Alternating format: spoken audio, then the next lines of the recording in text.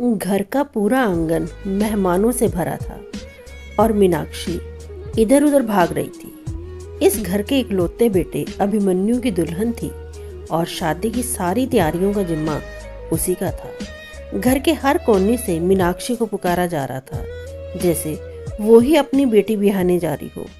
कहीं राशन रखवाना था तो कहीं हलवाइयों को उनकी जगह और सामान दिखाना था।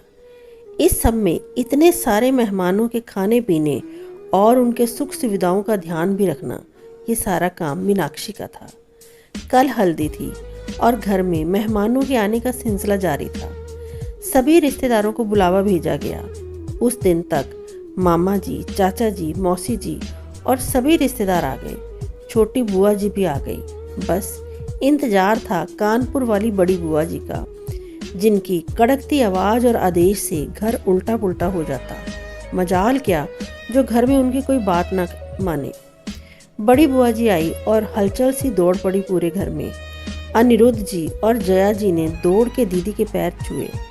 अरे अनिरुद्ध, बेटी की शादी है और पूरी गली सुननी है। भाई, गली में भी सजावट और रोशनी कराओ। दीदी की तरफ से पहला आदेश भाई के लिए आया और भाई भी एकदम तैनात। हाँ दीदी, हो जाएगा कल शाम तक। बारात तो परसों आनी है ना।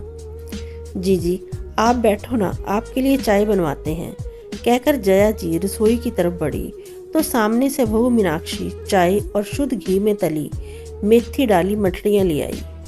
रहने दे जया, तेरी बहू जैसी आज तक न देखी। सभी खड़े थे बुआ जी के इर्द गिर्द और बहू दौड़कर चाय नाश्ता ले आई। बुआ जी खुश हो गई मीनाक्षी को देख। अपने प्यार और आशीर्वाद भरे हाथ पैर छूने को झुकी मीनाक्षी के सिर पर हाथ फिरा दिया। बहू बस एक लल्ला या गुड़िया का मुख देख ले तो बुआ तो ईश्वर से कोई शिकायत नहीं होगी। बुआ जी आशीर्वाद देते हुए बोली तो मीनाक्षी का मुस्कुराता चेहरा उतर गया।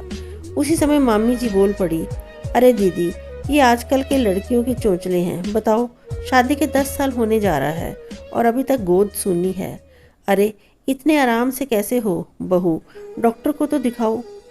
मामी जी के कड़वे बोल ने तो जैसे मीनाक्षी के सब्र का बांध ही तोड़ दिया और सभी रिश्तेदार अपने अपने विचार रखने लगे, बिना ये देखे कि मीनाक्षी पर क्या बीत रही है। मीनाक्षी अपने आंसू रोक नहीं पा रही थी। अपने कमरे की तरफ बढ़ी। पति अभिमन्यु ने सब देख लिया तो वो भी पीछे आ गया। वहां पहुंचा तो देखा मीनाक्षी की आंखों में आंसू थे और अभिमन्यु को देख जल्दी से उसने उन्हें पूछ लिया, मीनाक्षी चलो बाहर, मैं बता देता हूँ सबको, कमी तुम्हारे में नहीं मेरे में है, तुम्हारा कोई दोष नहीं। चलो, बहुत बर्दाश्त कर लिया, अब और नहीं। नहीं, कहीं नहीं जाना मुझे, बस तुम्हारा साथ चाहिए, कोई बच्चा नहीं चाहिए मुझे।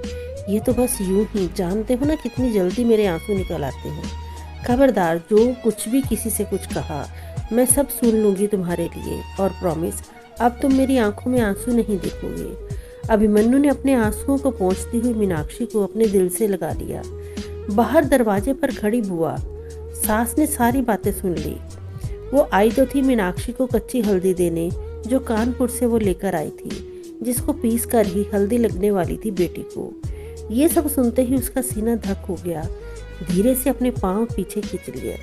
जया जी को कमरे में ले गई। दरवाजा बंद कर पूछा तो उन्होंने भी स्वीकार किया। दूसरे दिन हल्दी बिता सारा काम मीनाक्षी ने संभाला। दुल्हन को हल्दी लगाने के समय पंडित जी ने माता पिता को हल्दी लगाने को बुलाया। बुआ जी ने मीनाक्षी और अभिमन्यु को आगे कर दिया। सारे रिश्तेदार बहुत हैरान थे। अरे क्या देख रहे हो, 10 साल की थी प्रिया जब मीनाक्षी ने इस घर में कदम रखा था, और जब भी हम इस घर में आए हैं तो हमने प्रिया को मीनाक्षी के इर्द गिर्द पाया है। सच्ची बात कहूँ तो जब हमने देखा तो हमें तो मीनाक्षी में यशोदा माँ दिखाई दी। बहुरिया ही इसकी सच्ची माँ है। क्यों जया, हमने कुछ गलत कहा हो तो कहो। बुआ जी की बात का जवाब देते हुए जया बोली, ना जीजी, आपने कुछ गलत ना कहा। जब से बहू रिया आई है हम तो भूल ही गए हैं कि प्रिया हमारी बेटी है। इस शादी का ही देखिए ना, माँ होते हुए भी हमने कुछ नहीं जानते। माँ की सारी जिम्मेवारियां तो मेरी मीनाक्षी ही निभा रही है। कहते कहते उनकी आंखों से निर्झर नीर बहने लगा। मीनाक्षी ने जाकर सासू माँ को गले लगा लिया। अरे भाई, बेटी की अम्मा और पिताजी आएंगे कि हम ही लगा दें हल्दी। मेरी भतीजी को इतनी देर से बैठी है मेरी लाडो। सभी मुस्कुराने लगे। अभिमन्यु और मीनाक्षी ने अपनी बेटी को हल्दी लगाया। प्रिया भी खुश थी क्योंकि उसकी अपनी भाभी से प्यारा कोई नहीं था। अब चलो भाई, अम्मा और बाबा, आप दोनों कल की तैयारी कर लेना। आप दोनों को कन्यादान भी करना है। और अभिमन्यु सुन, कल तुम दोनों का व्रत भी रखना होगा, समझ ले बेटा। दोनों मुस्कुराने लगे। अचानक अभिमन्यु छत पर चला गया। मीनाक्षी भी पीछे से गई क्योंकि उसने देख लिया था कि अभिमन्यु की नाक से पानी आ रहा था। देखा तो अभिमन्यु अंधेरे में छज्जे के मेड़ के पास खड़े होकर रो रहा था। मीनाक्षी ने पीछे से हाथ रखा तो उसने मीनाक्षी को गले से लगा लिया। क्या हुआ? मैं खुश हूँ, देखो तुम क्यों रो रहे हो? नहीं, ऐसे ही भावुक हो गया। आज सच में एक पिता का भाव आ गया, लगा जैसे सचमुच मेरी बेटी की ही हल्दी लगा रहे हो।